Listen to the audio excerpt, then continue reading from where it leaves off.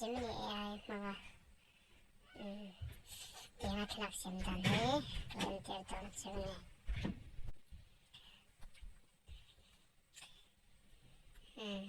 tiếng Ả Rập nó sáng Play Store kan lu tengah search button ahian Gemini AI di kan search sana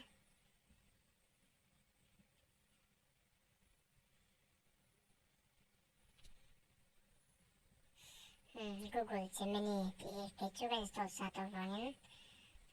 install untuk launga kan show ana heta kan store download sahin kan lu tengah ayan image dia omakon banana image akuan kan klik dole kelakan damakan cuan deep search kan fast cut lane titik ama cuan Gemini yang kedar ya kan lu tengah kan celak tu zong ka kan kang tu don ta ani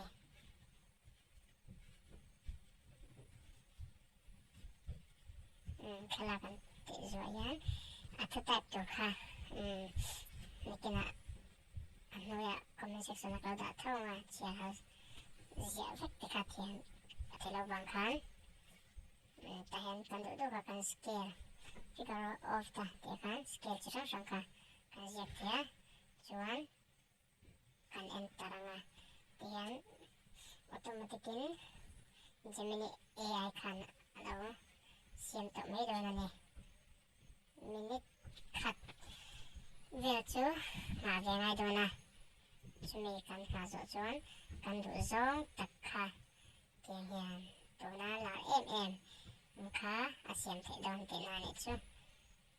cần đủ giống khá cần xem thấy đòn là cần đủ ăn khá cần xem thấy đòn tiền này chứ share nó mà download nó bốc à ta cần đủ giống cả cần được thế download chốn đi cái là riêng cần alo hal dawan ni